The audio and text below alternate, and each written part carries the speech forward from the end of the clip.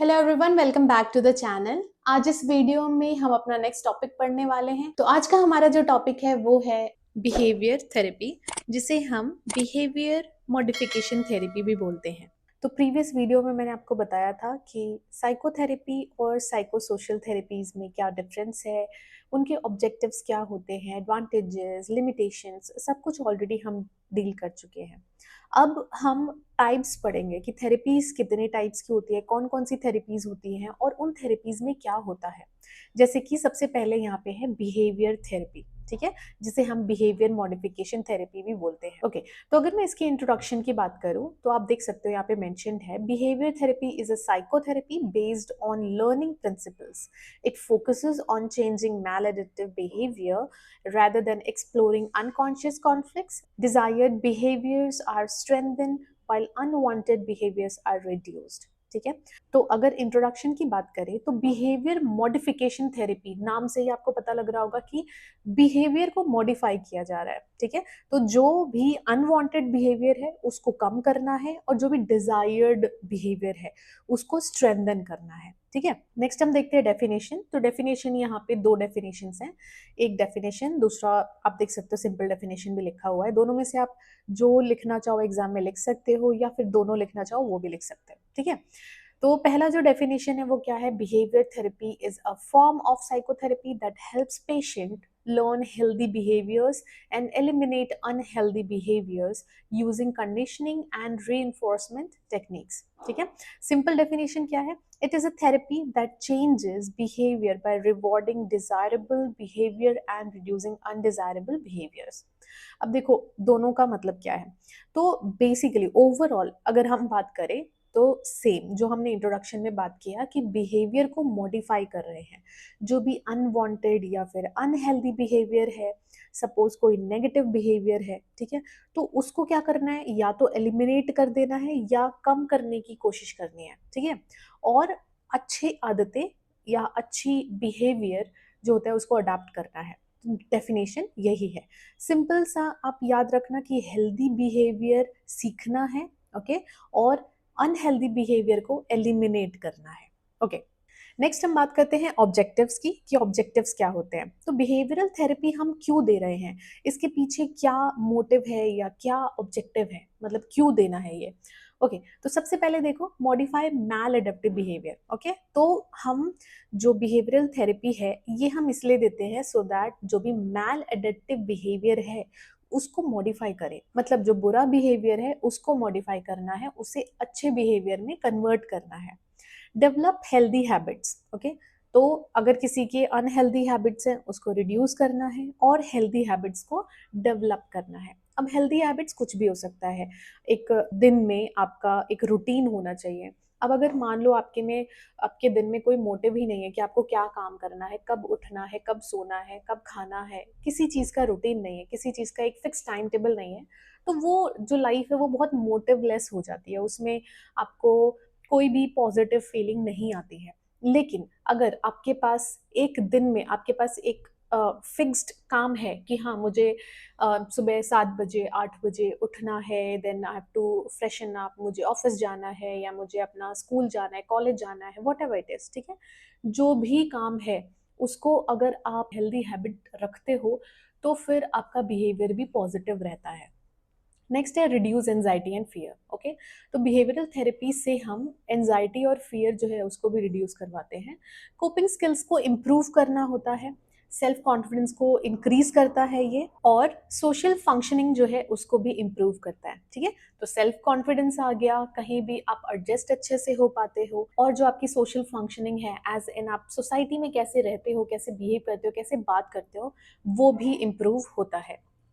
Next हम बात करते हैं इंडिकेशंस। इंडिकेशंस एज इन कि बिहेवियर थेरेपी जो है ये हम किसको देते हैं, कौन से ऐसे पेशेंट होंगे जिनको हम बिहेवियर थेरेपी देते हैं। तो इंडिकेशंस आप देख सकते हो, फोबियाज, फोबियाज एज इन किसी भी चीज़ का फियर है, सपोज क्लॉस्ट्रोफोबिक है या फिर साइनोफोबिक है, साइनोफोबिक एज इन जिन्हें डॉग से डर लगता है, पायरोफोबिक जिन्हें फायर से डर लगता है, एक्वाफोबिक जिन्हें वाटर से डर लगता है। तो ऐसे बहुत सारे फोबियाज हैं, आगे हम डिटेल में पढ़ेंगे। तो फोबियाज अगर किसी को भी है, कोई भी टाइप का फोबियाज है, तो उसे हम बिहेवियर थेरेपी दे सकते हैं। Obsessive compulsive disorder as in OCD किसी को है तो उसे हम बिहेवियर थेरेपी दे सकते हैं। एंजाइटी डिसऑर्डर अगर किसी को है उसे दे सकते हैं। सब्सटेंस अब्यूज एज इन कोई बहुत ही ज़्यादा एल्कोहलिक है या स्मोकिंग ड्रग्स, इसमें अगर कोई भी बहुत ज़्यादा इन्वॉल्व है तो उसका हम बिहेवियर मॉडिफिकेशन थेरेपी कर सकते हैं। देन ऑटिज्म है, ऑटिस्टिक बच्चे जो होते हैं उसमें बिहेवियर थेरेपी देते हैं। ADHD as an attention deficit hyperactivity disorder, ठीक है, तो इसमें भी हमें बिहेवियर थेरेपी देना होता है। देन आता है childhood behaviour disorders, depression, habit disorders, schizophrenia, ठीक है। तो ये कुछ इंडिकेशंस हैं जिसमें बिहेवियर थेरेपी दी जाती है। कुछ इसमें से हम ऑलरेडी पढ़ चुके हैं और बहुत सारे अभी डिसऑर्डर्स हमें पढ़ने हैं, ठीक है। तो पहले हम थेरेपीज पढ़ लेंगे, उसके बाद और भी हम डिसऑर्डर्स पढ़ेंगे, ठीक है। नेक्स्ट आ जाते हैं हम क्लिनिकल एग्जाम्पल, ठीक है। तो बिहेवियर थेरेपी का एक हम क्लिनिकल एग्जाम्पल पढ़ लेते हैं यहाँ पे। A child afraid of injections is gradually exposed to the procedure and rewarded after remaining calm. Over time, the fear decreases. ठीक है, सपोज कोई एक छोटा सा बच्चा है जिसे इंजेक्शन से डर लगता है, ओके, तो हम ना उसे एकदम से इंजेक्शन नहीं देंगे कि ठीक है डर लग रहा है तो क्या है रोने दो, कुछ भी करके ऐसे दे दो, नहीं। अगर आप बिहेवियर थेरेपी कर रहे हो तो उसमें क्या करोगे, किसी भी पर्सन को अगर किसी चीज से डर लगता है या वो बहुत ज्यादा उससे डरते हैं तो धीरे धीरे एक्सपोज करना है। सपोज किसी और को इंजेक्शन लग रहा है और उसे सामने बैठ के बोलेंगे देखने के लिए, और बोलेंगे कि अगर आप शांत रहे, आपने देख लिया ये प्रोसीजर, तो हम आपको चॉकलेट देंगे, ठीक है, छोटे बच्चों के लिए, या कोई और रिवॉर्ड्स दे सकते हैं, ओके। तो जैसे जैसे वो देखेंगे इंजेक्शन लगते हुए वैसे वैसे उनको हैबिट बनती जाएगी और फिर वो खुद को भी अगर इंजेक्शन लग रहा है तो वो उतना नहीं डरेंगे, ठीक है। तो ऐसा ये हम करते हैं बिहेवियर थेरेपी में, ओके। नेक्स्ट आ जाता है प्रिंसिपल, ओके। तो प्रिंसिपल्स क्या है, सबसे पहले बिहेवियर इज लर्नड, ओके। तो जो भी बिहेवियर है वो हम सीखते हैं। Behaviour can be modified, okay. तो बिहेवियर मॉडिफाई भी हो सकता है, जरूरी नहीं है कि पॉजिटिव जो बिहेवियर है, अगर कोई बहुत ही अच्छे से बिहेव कर रहा है तो वो और अच्छे से बिहेव नहीं कर सकता, there is always room for improvement, ठीक है। तो हमेशा बिहेवियर जो है वो मॉडिफाई हो सकता है। री इन्फोर्समेंट इंक्रीजेज बिहेवियर, ठीक है। अब री इन्फोर्समेंट का क्या मतलब है कि आप कोई भी यहाँ पे इसका मतलब ये है कि आप कोई भी अवार्ड दे रहे हो या कोई भी गिफ्ट दे रहे हो। सपोज हम बोलते हैं ना बच्चों को कि ओके आप अगर ये चीज अच्छे से कर लोगे या अच्छे मार्क्स लेके आओगे तो मैं आपको एक गिफ्ट दूंगी या फिर आपको एक प्राइस मिलेगा, कुछ भी, ठीक है। तो वो री है।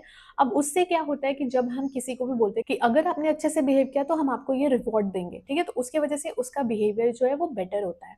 पनिशमेंट डिक्रीजेस बिहेवियर, ठीक है। तो अब पनिशमेंट डिक्रीजेस बिहेवियर क्या है यहाँ पे हम नेगेटिव बिहेवियर की बात कर रहे हैं। आपने स्कूल में देखा है, कॉलेजेस में देखा है, अगर कोई भी बदतमीजी कर रहा है या फिर अच्छे से बिहेव नहीं कर रहा तो उसको क्या होता है, पनिशमेंट मिलती है। पनिशमेंट की वजह से क्या होता है कि बहुत सारे बच्चे अपना जो नेगेटिव बिहेवियर है उसे कम करते हैं, ओके। देन आता है practice and repetition are essential. अगर अगर आपने किसी भी हैबिट को या गुड बिहेवियर को प्रैक्टिस नहीं किया, ठीक है, रिपीट नहीं किया तो वो आदत में नहीं आती है।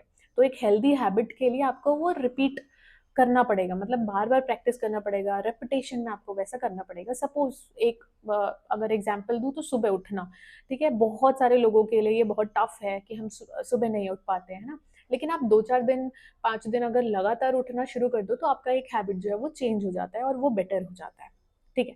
नेक्स्ट आता है goal should be measurable, okay. तो अब ऐसा नहीं है कि गोल कुछ भी रख दो जो आप मेजर ना कर पाओ, ठीक है। तो गोल जो है आपका वो मेजरेबल होना चाहिए कि आपको बिहेवियर अगर चेंज करना है तो किस टाइप का करना है, कितना करना है, ओके। नेक्स्ट हम बात करते हैं कॉमन टेक्निक्स की, ठीक है। तो कॉमन टेक्निक्स जो यूज होते हैं बिहेवियर थेरेपी में वो है पॉजिटिव रीइंफोर्समेंट। पॉजिटिव रीइंफोर्समेंट का क्या मतलब हुआ कि रिवॉर्ड देना, ठीक है, अगर कोई अच्छा बिहेव कर रहा है तो उसको रिवॉर्ड देना, that is positive reinforcement, okay. Negative reinforcement में क्या है, remove unpleasant stimulus after desired behaviour, ठीक है। तो नेगेटिव रीइंफोर्समेंट का क्या मतलब हुआ कि किसी भी अनप्लेजेंट स्टिमुलस को रिमूव कर देना, अगर बिहेवियर आ चुका है मतलब उनका जो डिजायर्ड बिहेवियर है वो दिख रहा है तो जो भी अनप्लेजेंट स्टिमुलस है उसको रिमूव कर देना। नेक्स्ट आता है पनिशमेंट, तो रिड्यूस अनवांटेड बिहेवियर। तो जो भी अनवांटेड बिहेवियर होता है पनिशमेंट देने से वो कम हो जाता है। Extension, stop reinforcement to eliminate behaviour. Okay, extension का क्या मतलब है कि अगर कोई भी अच्छा बिहेव नहीं कर रहा है तो रीइंफोर्समेंट बिल्कुल ही स्टॉप कर देते हैं। ठीक है, जैसे अगर बोला जाए घर में कोई बहुत ही बुरी तरीके से बिहेव कर रहा है तो पेरेंट्स क्या कर सकते हैं, बोलेंगे कि हम खाना नहीं देंगे, तुम्हें एक रूम में बंद कर देंगे। एक्चुअल में ऐसा नहीं हो रहा है, मतलब मैं बस आपको समझाने के लिए बोल रही हूँ। Then comes modelling. मॉडलिंग मतलब लर्न बाय ऑब्जर्विंग अदर्स। ठीक है, तो मॉडलिंग का क्या मतलब हुआ कि किसी और को देखकर हम अपनी आदतें सही कर रहे हैं। देन आता है सिस्टमैटिक डिसेंसिटाइजेशन। तो सिस्टमैटिक डिसेंसिटाइजेशन जो अभी हमने पढ़ा था, एक चाइल्ड को इंजेक्शन से हम कैसे बहुत ही अच्छे तरीके से उसको बिठा के और बोलते हैं कि तुम देखो, एंड देन उसके बाद हम उसे रिवॉर्ड देते हैं, तो काइंड ऑफ वैसा ही होता है। सिस्टमैटिक डिसेंसिटाइजेशन का मतलब है कि ग्रेजुअली एक्सपोजर विद रिलैक्सेशन। ठीक है, तो हम किसी भी पेशेंट को जिससे भी उसे डर लगता है, सपोज मुझे अगर डॉगीज से डर लगता है, मैं साइनोफोबिक हूँ। ठीक है, तो साइनोफोबिक मतलब फियर ऑफ डॉग्स। तो अगर फियर ऑफ डॉग्स हैं तो पहले तो इमेजेस दिखाएंगे डॉग्स के। ठीक है, देन उसके बाद शायद एक डॉग को दूर से दिखाएंगे, फिर उसके बाद उस डॉग को पास लेकर आएंगे। ओके, और ऐसे ऐसे करके वो थेरेपी चलती है। ठीक है, सिस्टमेटिक डिसेंसिटाइजेशन में ग्रेजुअली, अचानक से नहीं एक्सपोज कराना होता। ठीक है, ऐसा नहीं है कि मुझे रखेंगे और सामने से डॉग लेके आ जाएंगे, ऐसा नहीं है। धीरे धीरे डॉग से हेलो हाय जो भी एक होता है वो करवाएंगे, सो दैट मैं रिलैक्स रहूं और साथ ही साथ डॉग्स के साथ एक्सपोज भी हो पाऊं। ठीक है, ओके, नेक्स्ट आता है फ्लडिंग। ओके, तो सिस्टमेटिक डिसेंसिटाइजेशन में धीरे धीरे हम जो भी जिस चीज से भी डर है उसको लेकर आ रहे थे। ओके, लेकिन फ्लडिंग में इमीडिएट एक्सपोजर करते हैं जो भी चीज से आपको डर लगता है उससे। सपोज अगर मुझे डॉग्स का डर है तो एकदम से मेरे सामने डॉग लेकर आ जाए और मेरे पास लेकर आ जाए, दैट इज फ्लडिंग। ठीक है, नेक्स्ट आता है aversion therapy. Now what is aversion therapy? Pair unwanted behaviour with unpleasant stimulus. ठीक है, तो इसका एक एग्जांपल दे सकते हैं कि अगर किसी को नेल बाइटिंग की आदत है, ठीक है, नेल बाइट बहुत ज्यादा करते हैं, तो उसके लिए हम ये कर सकते हैं कि नेल पेंट, कोई ऐसा नेल पेंट लगा दिया जो कि बहुत बिटर है, बहुत कड़वा है, तो जब भी वो नेल बाइट करेंगे तो उन्हें क्या लगेगा कि जो नेल पेंट है वो कड़वा है। ओके, अब जब वो बाइट करेंगे तो उनको टंग पे कड़वा लगेगा, उन्हें अच्छा नहीं लगेगा। तो किसी भी अनवांटेड बिहेवियर यहाँ पे क्या है? Nail biting. ठीक है, और उसको हमने पेयर कर दिया किसके साथ? Unpleasant stimulus. अनप्लेजेंट स्टिमुलस क्या है? Bitter nail paint. ठीक है, तो ऐसे करके हम एवर्जन थेरेपी करते हैं। ओके, नेक्स्ट आता है token economy. Now what is token economy? On tokens for good behaviour. Okay, मतलब अगर आप अच्छे से बिहेव करोगे तो आपको टोकन मिलेंगे। तो इसका एक एग्जांपल अगर मैं दूं तो हम ये कर सकते हैं कि जैसे जब हम छोटे होते हैं तो हमें बोला जाता है ना कि तुम अच्छे मार्क्स लेकर आओगे तो तुम्हें इतने रुपीज मिलेंगे, और फिर आप उसे अपनी गुल्लक में डाल देते हो। ठीक है, तो that is something related to token economy, जिसमें आपको कोई भी अच्छा बिहेवियर रखने पे या फिर अच्छे तरीके से बिहेव करने पे आपको एक टोकन मिलता है। ओके, वो टोकन कुछ भी हो सकता है। ओके, नेक्स्ट आता है शेपिंग। शेपिंग में क्या है? Reward small step toward target behaviour. ठीक है, शेपिंग में क्या है? वही छोटे छोटे स्टेप्स अगर आप टारगेट बिहेवियर की तरफ ले रहे हो, जो भी आपको बिहेवियर अचीव करना है उस बिहेवियर के टूवर्ड्स आप छोटे छोटे स्टेप्स लेते हो, तो छोटे छोटे स्टेप्स पे आपको रिवॉर्ड मिलते हैं। नेक्स्ट आता है bio feedback. Learn control over the body responses. ठीक है, तो बॉडी कैसे रिस्पॉन्स कर रही है उसके ऊपर कंट्रोल करना। Okay, that is bio feedback. Next हम बात करते हैं थेरेपिस्ट रोल और रोल ऑफ नर्स का, कि बिहेवियर थेरेपी में एक थेरेपिस्ट का रोल क्या होता है और एक नर्स का रोल क्या होता है। तो थेरेपिस्ट का रोल यहाँ पे क्या है?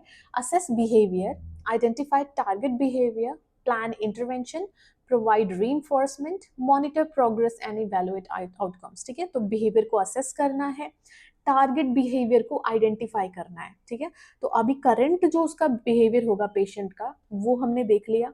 देन हमें आइडेंटिफाई करना है कि ओके करेंटली ये ऐसे बिहेव कर रहे हैं और हमें टारगेट क्या करना है, कि कौन सा बिहेवियर हमें अचीव करना है। ओके, सपोज अगर कोई टाइम से नहीं सो रहा है, ठीक है, कोई 3-4 बजे सुबह सो रहा है लेकिन उसे 11-12 बजे तक सो जाना चाहिए, तो आप असेस कर रहे हो बिहेवियर एज इन 3-4 बजे तक वो सो रहे हैं। ठीक है, और टारगेट बिहेवियर क्या होगा कि उन्हें किसी भी तरह 11 या 12 बजे तक सुलाना है। तो दैट इज समथिंग जो आप इसमें याद रख सकते हो। But I am talking about behaviour. ये जो स्लीपिंग है ये हैबिट में आ जाएगा। ठीक है, ये बिहेवियर नहीं है। मैं बस आपको एग्जाम्पल दे रही हूँ। Then plan interventions. अब हमें इंटरवेंशंस एज इन प्लानिंग करनी है कि ये कैसे पॉसिबल होगा, कि हम ये चीज़ कैसे शिफ्ट करेंगे। री प्रोवाइड करेंगे, एज इन जब वो 3-4 बजे की जगह अगर वो 2 बजे सो रहा है तो हम उसे कुछ रिवॉर्ड देंगे, फिर अगर वो 1 बजे सो रहा है फिर हम उसे कुछ रिवॉर्ड देंगे, सो दैट जो हमारा टारगेट बिहेवियर है वो अचीव हो पाए। ठीक है। नेक्स्ट आता है monitor progress and evaluate outcomes. ठीक है। तो हम प्रोग्रेस को मॉनिटर करेंगे और इवेलुएट करना है कि आउटकम क्या आ रहा है। अगर रोल ऑफ नर्स की बात करूं तो रैपिड बिल्ड करना है, मतलब एक कन्वर्सेशन, जो एक इंटरपर्सनल रिलेशनशिप जो होता है वो अच्छे से होना चाहिए। थेरेपी को एक्सप्लेन करना है पेशेंट को, देन बिहेवियर को ऑब्जर्व करना है, रीइंफोर्स डिजायर बिहेवियर, अगेन जो भी अच्छा बिहेव कर रहा है उसको रीइंफोर्समेंट देना है, मेंटेन रिकॉर्ड्स, रिकॉर्ड्स को मेंटेन करना है, फैमिली को एजुकेट करना है, पेशेंट को मोटिवेट करना है कि वो अच्छा बिहेवियर एक्वायर करे, और प्रोग्रेस को मॉनिटर करना है। ठीक है। देन आते हैं हम एडवांटेजेस पे कि बिहेवियर मॉडिफिकेशन थेरेपी के एडवांटेजेस क्या है। तो देखो, साइंटिफिक एंड स्ट्रक्चर्ड होता है ये। ठीक है। Effective for phobias and OCD, जो कि मैंने इंडिकेशन में आपको बताया कि ये जो है ज्यादातर फोकस ये किस पे कर रहा है, फोबियाज पे और ओसीडी पे। अब ओसीडी में क्या होता है, हमें ऐसा लगता है कि अरे शायद हमने अब गेट को लॉक नहीं किया है ना, तो वो गेट को लॉक नहीं किया है, वो बार बार दिमाग में घूमता रहता है और हम बार बार जाके चेक करते रहते हैं। तो जो हम बार बार जाके चेक कर रहे हैं ना, वो एक अनवांटेड बिहेवियर है जिसे हमें चेंज करना है इस चीज में, कि हमें ऐसा फील हो रहा है कि शायद लॉक नहीं लगा है, बट हम उसे करके कि नहीं, हम लगा चुके हैं, हम लॉक लगा चुके हैं, हमें दोबारा जाके चेक करने की जरूरत नहीं है और हम वहां से चले जाएं। ठीक है। तो अगर वहां से पेशेंट चला जा रहा है, that is desired behaviour. Okay, कि वो उसको बार बार थॉट्स ना आए, उसे बार बार एंजाइटी ना हो कि अरे मैंने शायद लॉक नहीं किया है। ओके, तो ये एक ओसीडी से लिंकअप करके मैंने आपको एक एग्जाम्पल बता दिया। फोबिया से डॉग वाला एग्जाम्पल मैंने आपको और भी बता दिया। ठीक है। देन आता है third point, produces measurable result. ठीक है।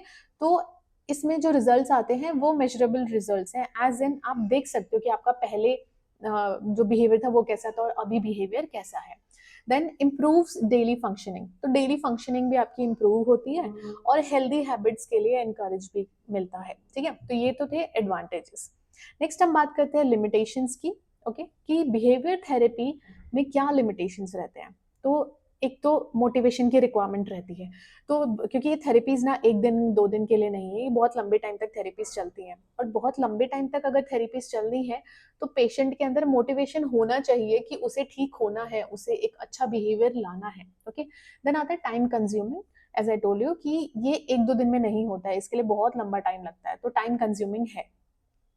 नेक्स्ट है some techniques need trained therapist. ठीक है। तो इसमें से कुछ ऐसे टेक्निक्स हैं जिसके लिए ट्रेन्ड थेरेपिस्ट लगते हैं। ठीक है। वो ऐसा नहीं है कि कोई भी कर सकता है, जैसा मैंने सिस्टमैटिक डिसेंसिटाइजेशन बताया, तो ऐसा नहीं है कि कोई भी पर्सन वो कर लेगा कि हाँ ठीक है, पेशेंट को रखा उसके सामने डॉग लेकर आ गए, या फ्लडिंग में पेशेंट है उसके सामने अचानक से डॉग लेकर आ गए। ठीक है। तो वो ऐसा नहीं है कि कोई भी कर देगा, उसके लिए ट्रेन्ड थेरेपिस्ट की जरूरत रहती है। लास्ट है does not explore unconscious conflicts. ठीक है। अब बिहेवियर थेरेपी में ना जो अनकॉन्शियस कॉन्फ्लिक्ट्स होते हैं उसके बारे में इतना ज्यादा नहीं पता होता है। ठीक है। ये सिर्फ जो हमारे बिहेवियर दिख रहा है, जो बाहर से दिख रहा है, उसके बारे में ही रहता है। ओके, तो this was all about behaviour therapy, जिसे हम बिहेवियर मॉडिफिकेशन थेरेपी भी बोलते हैं। जो थेरेपीज है वो बहुत लेंदी है और इसके लिए नोट्स भी आपको प्रॉपर चाहिए रहते हैं, तो इसे मैं बोर्ड पे नहीं पढ़ा पाऊंगी, इसी वजह से हम इसकी पीपीटीज पढ़ेंगे। तो आज के लिए इतना ही। आई होप आपको ये वीडियो अच्छी लगी हो। अगर वीडियो अच्छी लगी तो वीडियो को लाइक करें, चैनल को सब्सक्राइब करें, और कोई भी डाउट या फिर रिकमेंडेशन है तो आप मुझे कमेंट सेक्शन में बता सकते हैं। Thank you so much for watching.